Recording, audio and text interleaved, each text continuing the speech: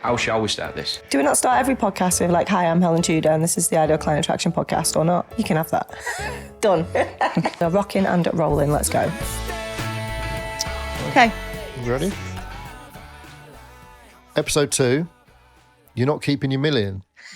That sounds a bit depressing. Explain that to me, Helen.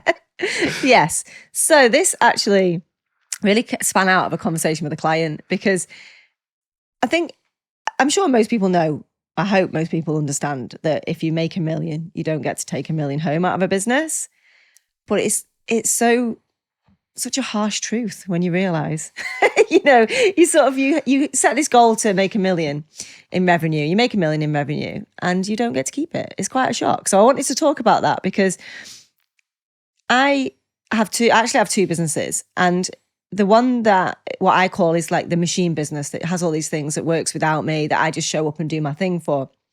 Even when I made $1 million in that business in a year, I only actually took home 100 grand out of that. And my other business, which is my one-to-one consultancy business, so like last year, I think it did 110 and I took like 95 out of it, because it's just me, it's a business where it's my time. I kind of organize most of it, and it doesn't have many expenses basically. And it's great because it's a traditional lifestyle business, I guess, that side of things. It is like it's one-to-one, and I do have to show up, and it's like VIP days and things like that. But I do get to keep a lot of that money, but I have to do all of the work in it as well. And I did that like through choice.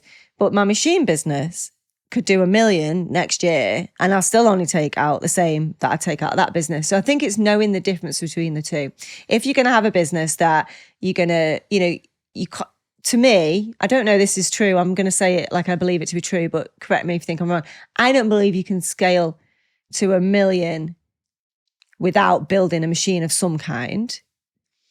But the reason why I built the machine is so that I could charge more in my one-to-one business, because I've built the machine. Does that make sense? Yeah, it does make sense. That makes sense. Yeah. So it's like, because I've built the machine, people will value my time more because they've seen me do what a lot of people want to do, which is build this big scalable business that doesn't require all of my time. And it's almost like that business does so well in terms of taking out all of my obligations that I'm able to build almost another side business that is more of my time because I've got the time. Does that make sense? Yeah, That's a really convoluted way of saying it. But it's always like there's two different types of businesses there. But one, you're doing all the work really, and it's based on you showing up and doing your thing. And the other thing is you're leveraging your time into that business so that you can generate this millions in revenue.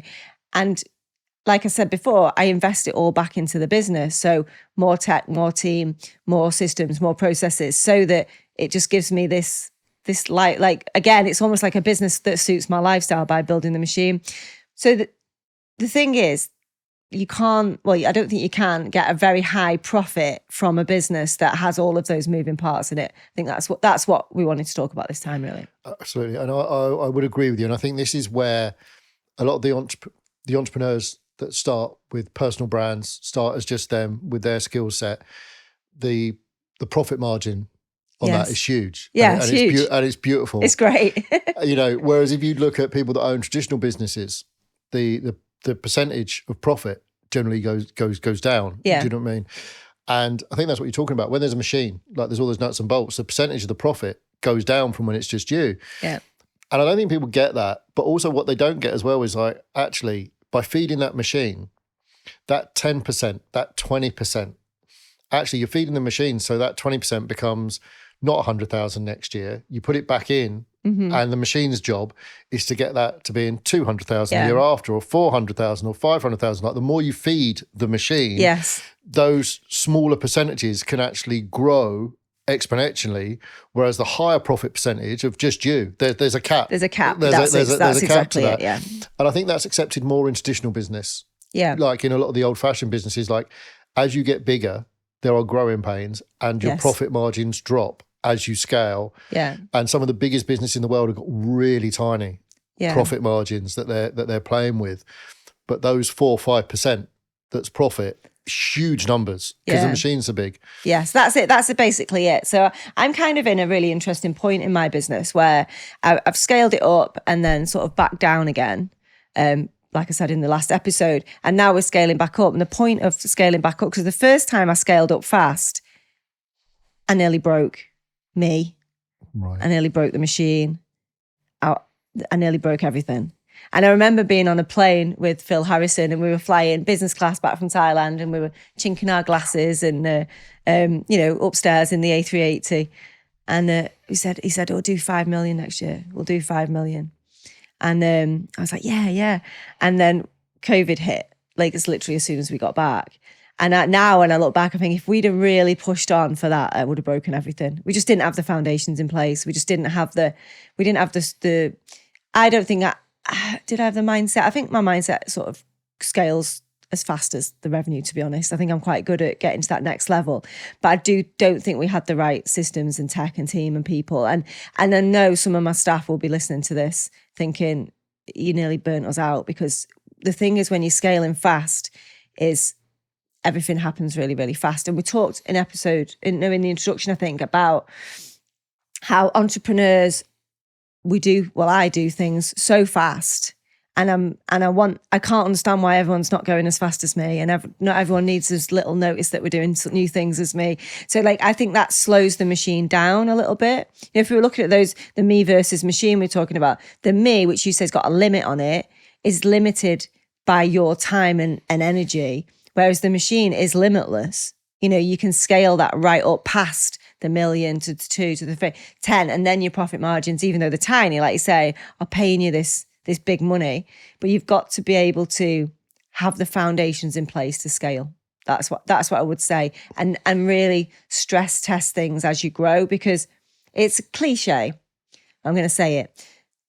The thing that gets you to where you are isn't going to get you to your next level. It is a cliche. Like the team, everything has to up level as you go through. If you're going from 100K to 200K, it's mainly you that has to up level. So your mindset, your ability to show up, your ability to say no to things and get better at, more discerning about what you do and how you spend your time.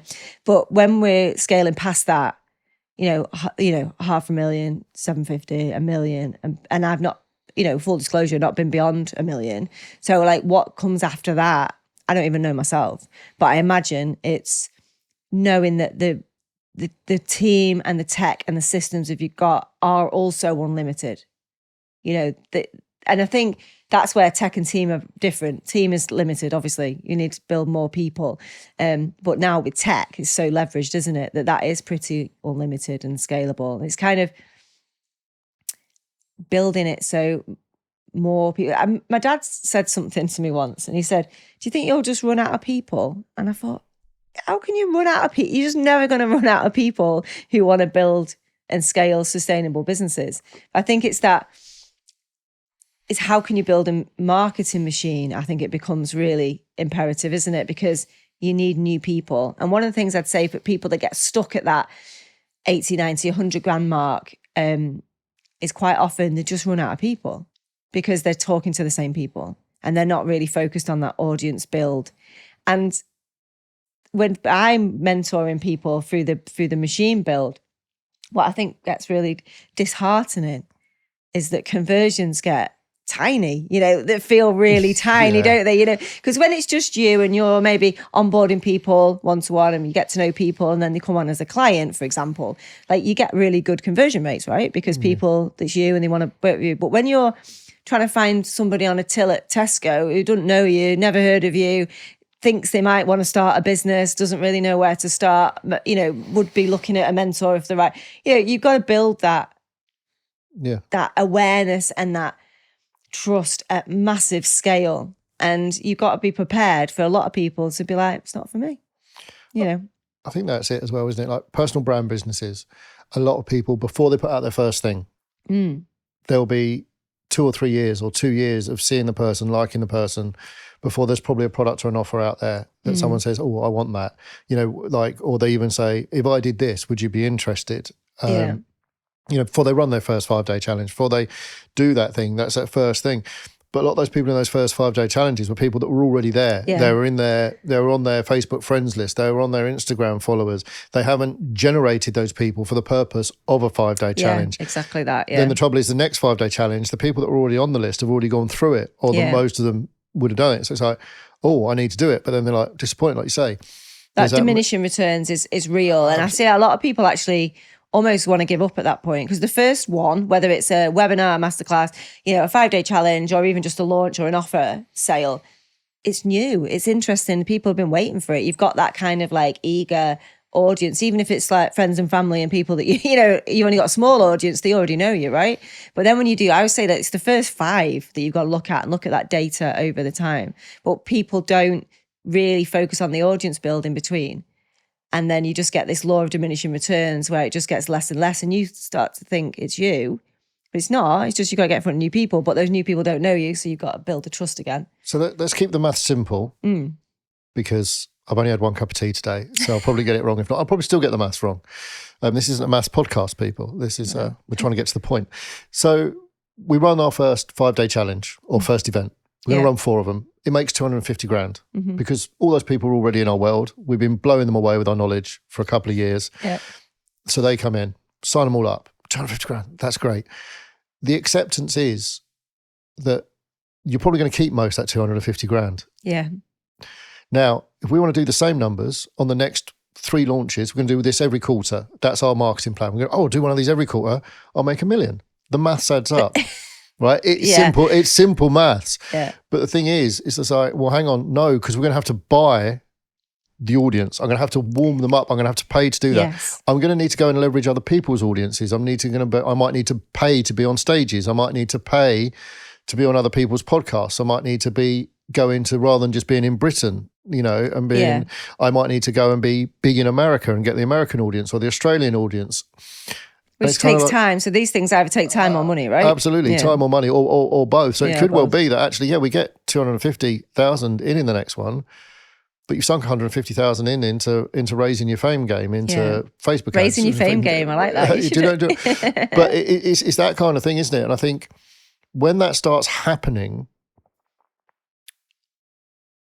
people think something's going wrong. Yes. They think it's them. Yeah, they make it mean something on a spiritual level as well. That's where I think podcasts like this and what you do, Helen, is very valuable because it's saying it's going to happen. Yeah. Your profit margins are going to fall. You know, like in normal business, one of the biggest risks to a business is growth. Yeah. Because when you're growing, profit margins fall. Getting the right team members in and training them to do it. You either can't get the team in to deliver for the customer, so the customer experience can get worse, or, it's there. It's like opening a restaurant. It's like when you open a restaurant, often good restaurants, learned this from a famous restaurant friend of mine, he opens at 50% for the first month before he officially opens. Then he scales to 70% until he's happy that everything works. Because he said the worst thing that can happen is to have a restaurant full, put 1,000 people through the restaurant in the first week, which sounds really sexy, but then things not work. Some of the dishes just don't work. And he said sometimes the menu changes because some things just don't work at scale as well as they do at half scale, 50% at scale. Some of the team can't cope at that level. And I imagine with the machine, sometimes it's just like, they're good. They've been with you the longest, but are they the person to manage 5 other team members? Yeah. And you go from having job people, they're doing a role, to then you need a manager of several people doing that job. And then you want someone to deal with a whole department. But as we say, the goal is growth of the pie over time rather than worrying about your slice of the pie. Yeah. And I think so how do you do that? It's getting into a business owner mindset and a long-term thinking mindset. Instead of, because we're all sold this 6-figure, 6 weeks sort of vibe, instead of thinking, no, I'm going to build this machine over the next 5 years. What needs to happen when? And when will I know when I need to change things? And I think in business, unfortunately, in my experience anyway, it's only when things start to break, you start to see. It's a very, you're a very advanced business owner if you can really start to see growth, little bottlenecks happening before they happen.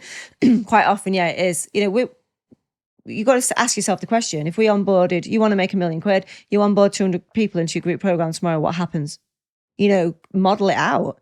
If you want to do that, like what would happen? Would your one VA be able to cope with that? Have you got community people in place? Are people expecting to see? Would it break? Because like with your restaurant analogy, you only get that first chance to make that first impression, right? And if people go to a new restaurant because it's new and have a terrible time, then that's your reputation, it's in deep shit, really. So it's kind of like thinking about what would the impact be across all of the businesses. You can't just think, well, it'd be great, who cares, because we'd make £500,000 in a launch. Well, what does that actually look like in the business, and can the business cope with it? Because if it can't, you'd be better taking a slower, steady approach of like your friend, the restaurateur. It's like, well, actually, let's build this business in a way that is sustainable, and profitable, because you're dead right. It's such a dangerous game, growth from a cash flow point of view and a profitability point of view. And understanding, like you said, about it doesn't mean anything about you. It's just business. It's that's how it is expected to go. And if you don't know, you don't know. So if you sort of think, well, it's like with Facebook ads with me. So we'd spend, when we were doing the rebuild, as I call it, post-COVID, we spend £1,000 on ads and make 10 grand. Great. Spend 10 grand on ads, you don't make 100 grand. Oh, I was like, oh. And then I spend 30 grand on ads and I don't make 300. So the maths doesn't always math like you think it will. No one that sells you ads will ever tell you that's not the case. Will they? It's the truth, they will always tell you that it's infinitely scalable. That not in my experience. That everybody wants that thing, so you can just keep spending more on ads. No, it doesn't. The further you go out from your core audience, to find your people, that you're going to get diminishing returns in that. And I think you're right. It doesn't define who you are. It is understanding that it's and it's navigating that and thinking, well, how do I then build a business in the real world, not in my fantasy world, what I want to happen or what I think should happen. So in the fantasy world, everyone loves you, everyone buys from you. Like you do a 5-day challenge, everyone buys from you. That's not the actual real world. You've got to overlay it against the evidence. And if there's one thing I've learned from scaling businesses, it's just data. And when you come out of and this is really like what the book's about, it's about really understanding the data, but understanding that data, how it makes you feel, and then changing the way that you operate. So it's those two things about like above and below the line. But it is numbers on a spreadsheet. It's not personal, although it is human beings, obviously. I always find it bizarre, right? So I've done over 45-day challenges. So I've got a lot of data. And we sell the same thing. We were selling the same thing to the same sort of people at the same sort of price point. So nothing really changed massively. But they're still people. There's still a human being who've seen a Facebook ad, who've come to my free 5-day challenge, watch me do live with wine every night, and then they're making a decision to invest the money into buying my program. And there's a lot of moving parts in that. Everyone's sat in their kitchen watching me on a live with wine thinking, is this somebody I'm going to entrust my money to, right? But yet, the data still stacks up. So even though when I do a launch and I'm like, so I'm in launch right now and I'm looking at the spreadsheet thinking, oh, no one's ever going to buy from me again and everyone's going to, it's never going to work and the numbers aren't right. They always end up the same. The percentages are always the same. So when I start a challenge, I know exactly how much money I'm going to make before I even do the first live, because I know how much I've spent on ads. I know how much my ad cost was. I know how many registrations I've got, and I know it's going to convert between 3 and 5%, because it always does. But I find that bizarre, but it's kind of reassuring. It's maths, not anything more than that. If it wasn't the case, right, then the biggest businesses in the world wouldn't have loads of business analysts. They wouldn't be, accountants that go through and run all these numbers and can kind of do predictive models and stuff like that. And sometimes they don't work because the world happens.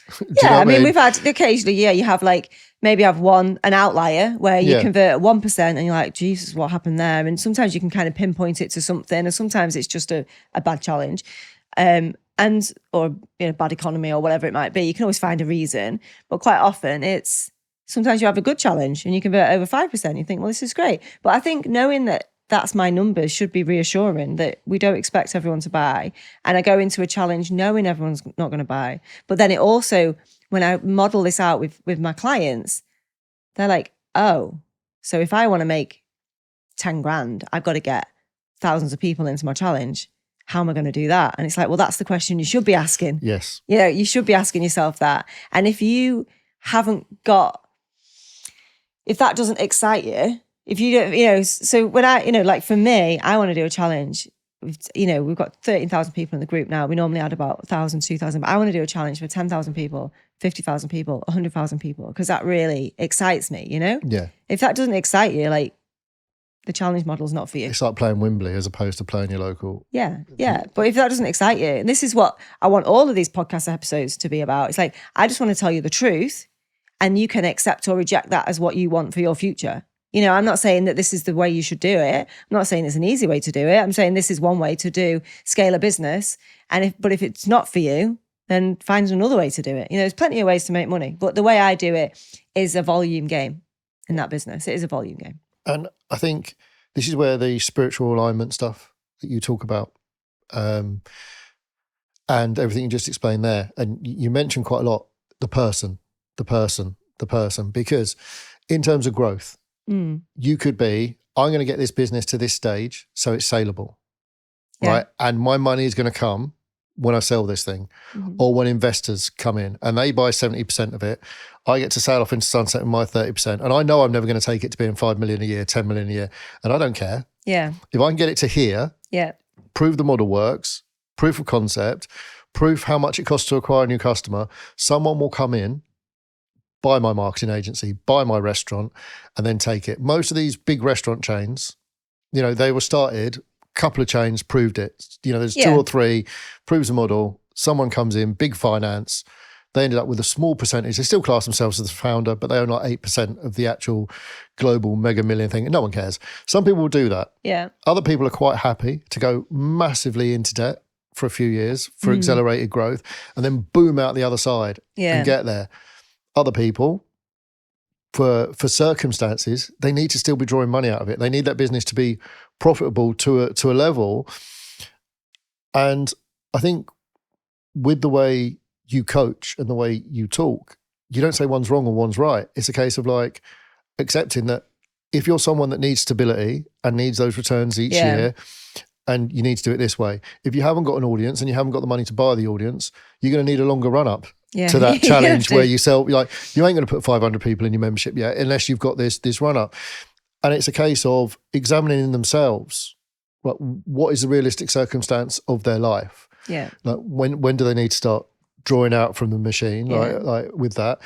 And also mentally, what can you handle? Yeah. And do you even want it? I don't think I could handle like the business going into debt for like 4 or 5 years, even if someone's like, it's okay. But when we get to like 50 restaurants, we're going to turn it. When we get to like, when we get to 20, or when we get to like 100 customers, we're golden. Like it's going to fly, but the membership's going to lose money until you get to 1,000. And then once we get to 1,000, we hit this pivotal point, everything changes and we're there.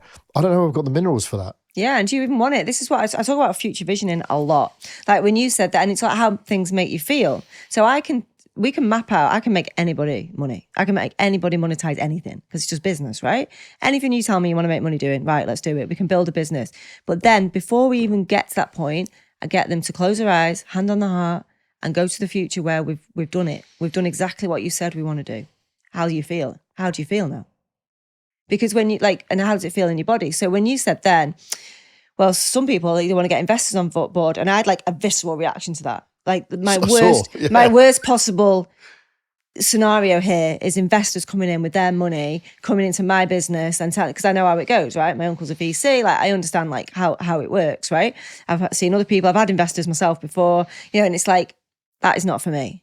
Like, it's not for me, but that's just my choice. Other people would be like, yeah, I'd love to get a really big investor on. Like I would go on Dragon's Den just to get myself on the telly.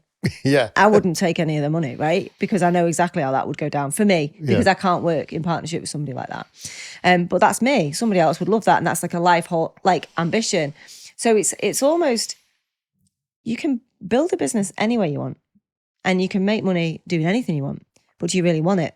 So I run mastermind days here at my house on these very sofas. I have many people sat on these sofas, come here to spend time with me in a small group of 5 people. And they come because, and ask people why they've come. They've come because they want to do what I've done. Yeah. But within 30 seconds of speaking to them, I know they have not got what it takes in the nicest possible way. They wouldn't like it. They wouldn't enjoy it. You've got to want the business that I run, this personal brand, scaled group program, kind of traditional online business is not for everybody. It is not for everybody. You've got to want it, because it is going to be difficult. There are going to be challenges. There are going to be things that don't always feel great in the moment, but you do it because you're looking at that bigger vision. And I think really understanding, like, how much do you love the future vision of you? Because you're going to have to love it. And if you love it, you'll get through anything. Like, if you love it and you've got that future vision in your mind, like I had for 15 years, then you'll, not only will you know it when you're there, but you'll have done everything it took to get there. But if you don't really want it, and I see this a lot with clients, there's something in their soul that says this isn't for us. And then nothing works. Nothing. I can give them the best strategy in the world. Nothing works.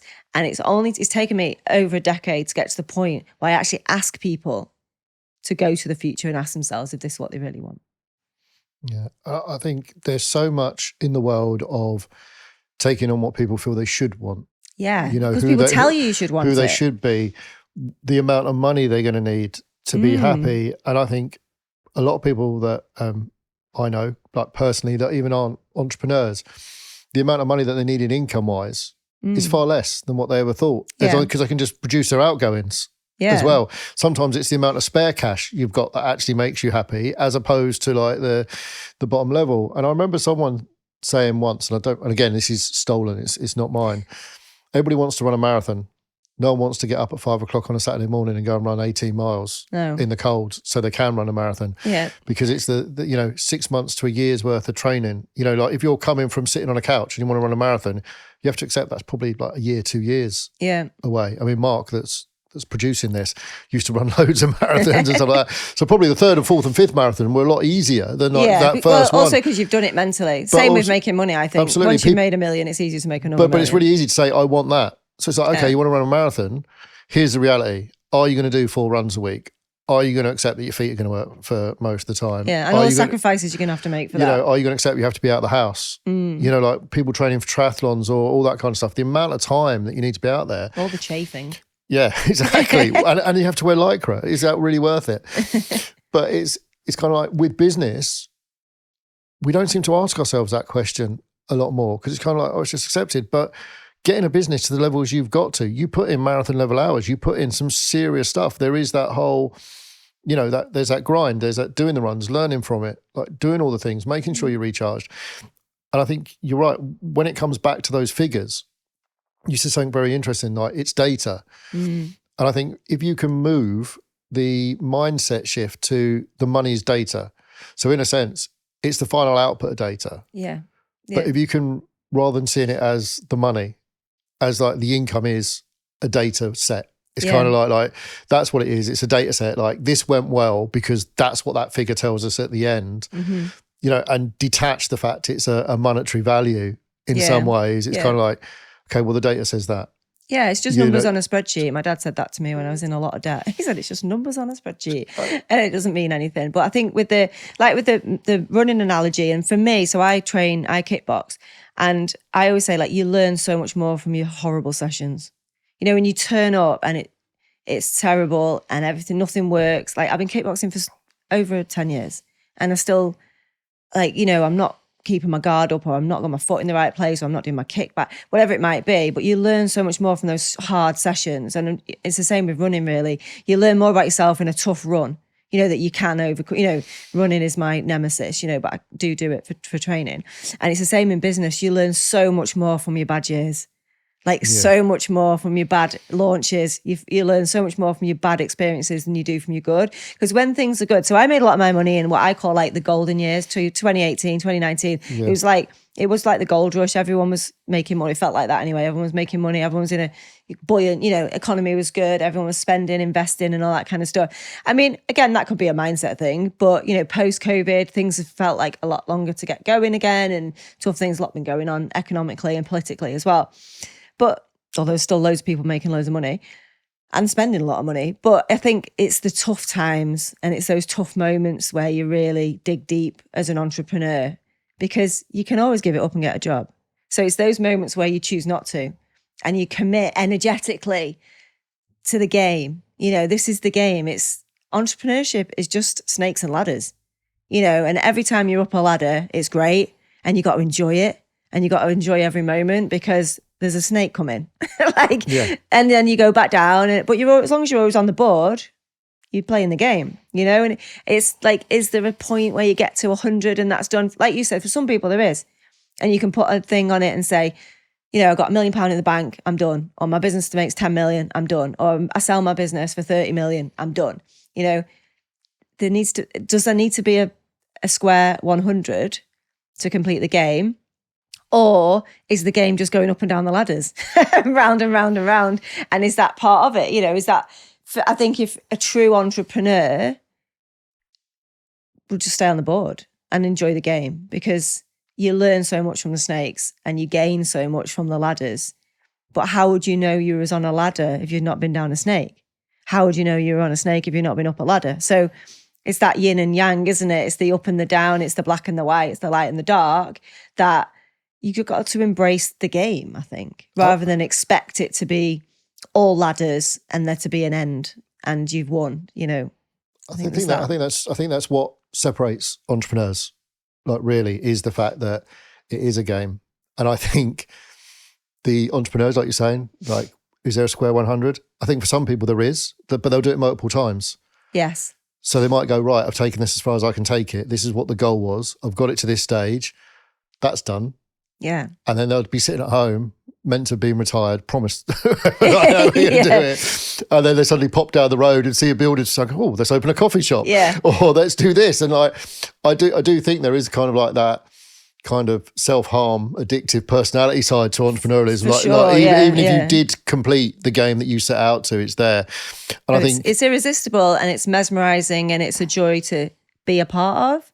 And I think we talked in season 1 about what does alignment look like. And for me, aligned entrepreneur looks like someone who's having fun and enjoying it, even when it's tough. And you don't enjoy it in the moment, but you look back. And my accountant said something which has always stayed with me when things were really tough. And I mean, I had a conversation with a liquidation company. I was like, this could be it. Like, as in, I was out of options, and I remember speaking to my accountant and he said, you'll trade through it, Helen. You always will. You always will. You'll trade through it. And so I'm going to cry. I've nearly cried in the last episode. Now I'm feeling emotional. But for someone to say that to me, I was like, yeah, I'll trade through it. And we did. And we traded through it. And he wrote an email recently, actually. And he was like, a great trading year for Blue Sky, which is like the parent company. A great trading year. The profits are up, revenues up, like everything's looking really good. And it was just like, oh yeah, because normally his emails for a few years were a bit like, things are okay, but this is a bit of a problem. What are you spending this money on? Yeah, I've had to do a bit of this and a bit of that. So, I think you do need somebody to sometimes believe in you. And I like to think that's my role with some people, as long as you're in the game and you love the game and as long as you stay on the board, then we're still in the game, So you're not keeping bruised and blooded, but in the game. So what we've summarised in that, and I think that a lot of your personal journeys there is going to be really valuable, especially the amount of emotion about that. To know that you'd got a phone call where you're on there thinking, this is it. I'm out of the game. Yeah, do you know what I mean? I felt dialing that liquidation lady who was lovely. Yeah, but you've got to that stage. I got to that stage. You've got to that stage, and yet you've traded through it, and now you have. And someone who was emotionally detached was a person that saw the route for you. Yeah. Not necessarily you at that stage. Yeah. So it was someone else, which shows the power of what you do for people. We like to have that. And again, it shows the power of the machine. Someone else looking at that. Yeah, the machine was like still turning, but cranking and bits falling off it. Absolutely. It's like, I believe in you, machine. So you're not keeping your £1 million, dear listeners. Yes. But it's okay, because actually you're not keeping £1 million because there might be £3 million down the road. There might be £5 million. Or in fact, it could be because you're happier with 500,000 next year, because the £1 million wasn't what you should have been going for anyway. And I do believe that sometimes you're just not ready for it. Sometimes you're not ready for the scale and growth, even if you think you are, on a subconscious level, on an energetic level. If everything's a game and everything's working out perfectly for us, sometimes you have to accept that what's meant to be will be. And sometimes only with hindsight can you see that. But I think that's true with everything. Like I said, I think if we'd have scaled like we wanted to pre-COVID, we would have broke things and potentially broke me, and I might have been out of the game anyway. So like to have to go through it, but I do believe it's made me a much better entrepreneur to having been through it than if everything had just scaled, you know, the way it was. So Brilliant. no regrets. 'Cause these are the best